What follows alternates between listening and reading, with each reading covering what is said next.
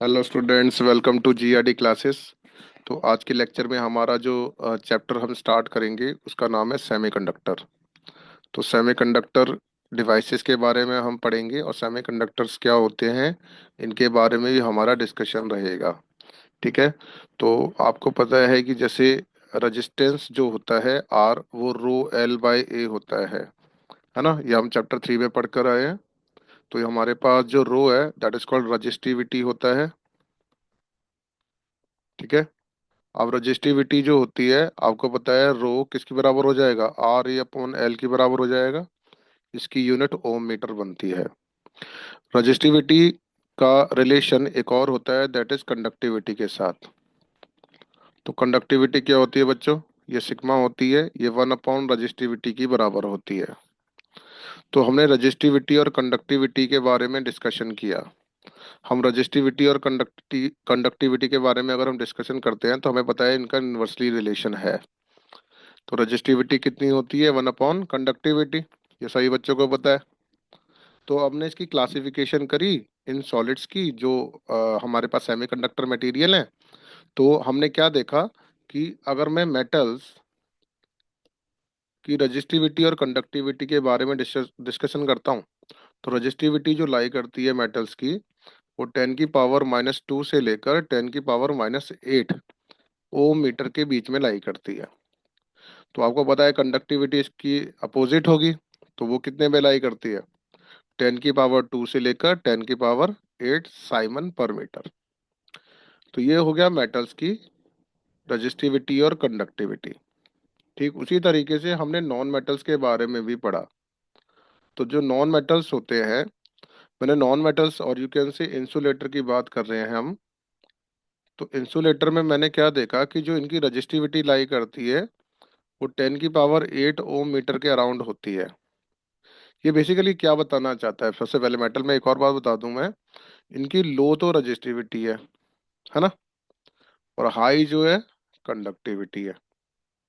ठीक उसी तरीके से नॉन मेटल्स में इनकी हाई रजिस्टिविटी है और लो कंडक्टिविटी हो जाएगी,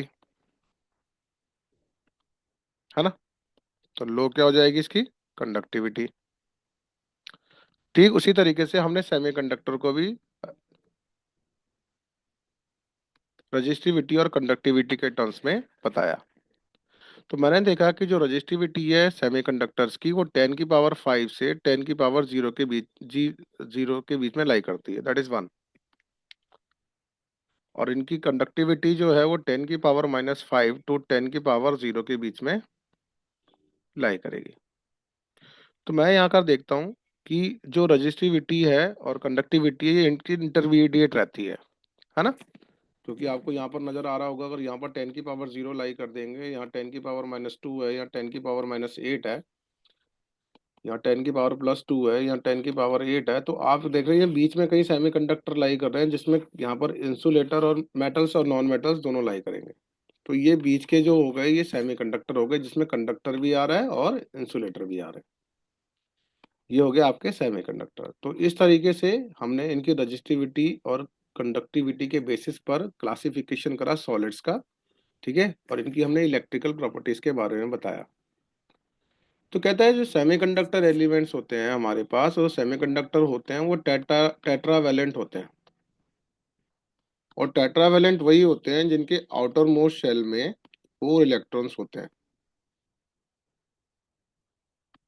कितने इलेक्ट्रॉन होते हैं, 4 इलेक्ट्रॉन्स होते हैं। ठीक है ना, having 4 electrons in outer most shell. अब जो सेमीकंडक्टर जो हमारे पास एलिमेंट रहते हैं, तो ये जो सेमीकंडक्टर जो हमारे पास एलिमेंट रहते हैं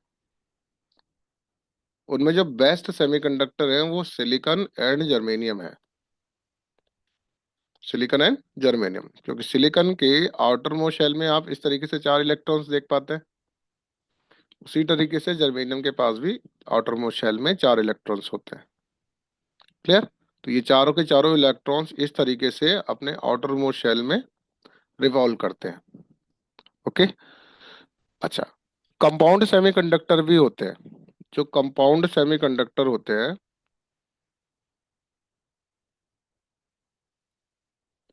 वो ऑर्गेनिक और इनऑर्गेनिक होते हैं। कौन से? ऑर्गेनिक और इनऑर्गेनिक। जो इनऑर्गेनिक होते हैं उसमें ये जो हमने गैलियम आर्सेनाइड है और CDSE, इंडियम फॉस्फाइड, ये सारे एग्जाम्पल हैं इनऑर्गेनिक सेमीकंडक्टर के। और जो ऑर्गेनिक है, ऑर्गेनिक में हमारे पास पॉलीमर्स के टर्म्स में आते हैं, तो ये इनके एग्जाम्पल कहलाते हैं।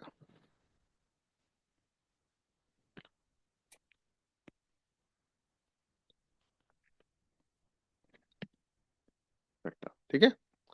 तो ये है कंपाउंड सेमीकंडक्टर्स। इनका हमारे कोर्स में इतना ज़्यादा जिक्र नहीं है, ना हमें इनके बारे में ज़्यादा रीड करना है, लेकिन जो हमारा मेन पार्ट रहेगा वो एलिमेंट सेमीकंडक्टर के टर्म्स में, एलिमेंटल सेमीकंडक्टर्स के टर्म्स में रहेगा।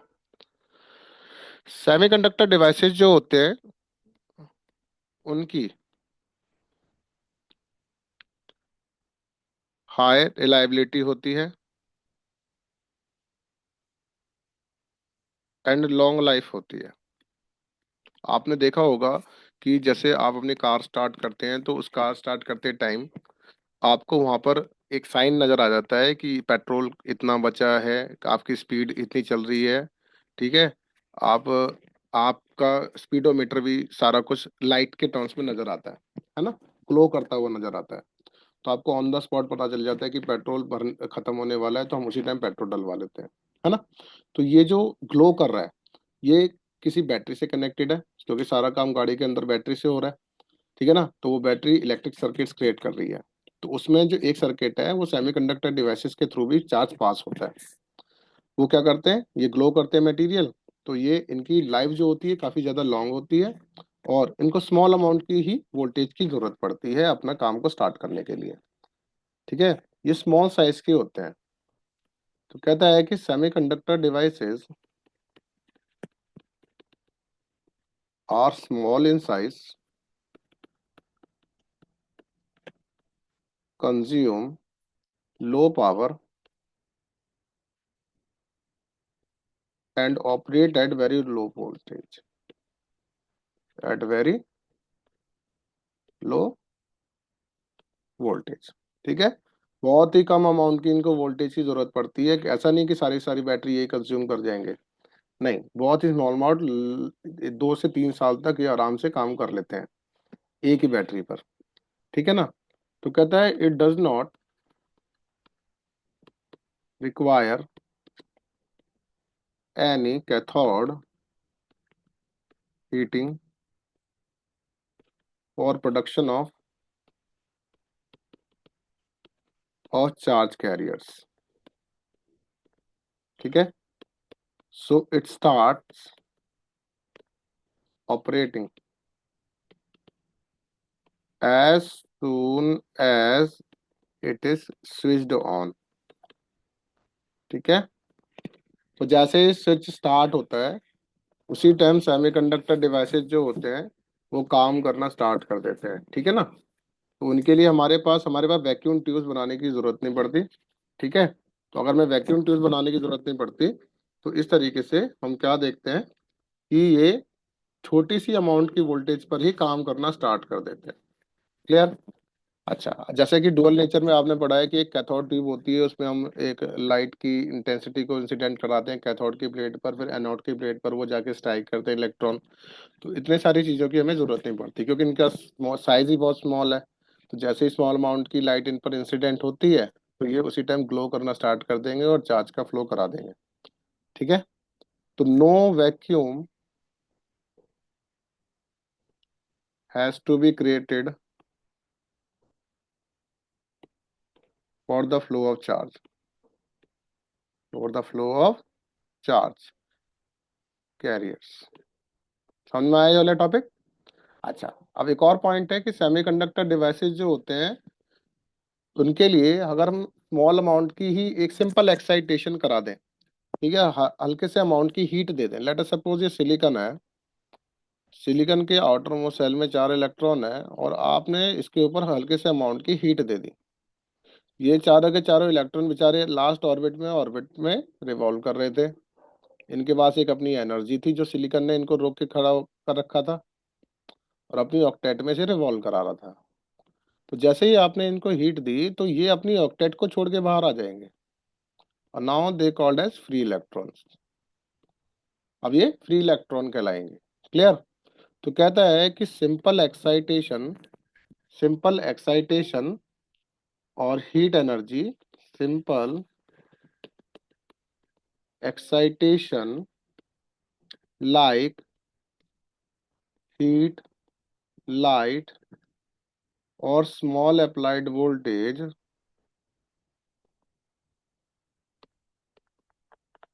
Can change the number of charge carriers, the number of charge carriers. ठीक है, तो ये है इंट्रोडक्शन पार्ट। अभी हमारा इंट्रोडक्शन और भी है जिसमें हमें P type, N type, energy band theory, ये सारे के बारे में डिस्कशन करना है। वो टॉपिक को हम अपने नेक्स्ट लेक्चर में स्टार्ट करेंगे। अभी तक के लिए मेरी रिक्वेस्ट है कि जितने भी टॉपिक्स, इस टॉपिक से रिलेटेड मैंने आपको जितने भी पॉइंट्स लिखवाए हैं, अपने एक अच्छे से नोट्स बनाइए और उस पर लिखिए। Thank you very much.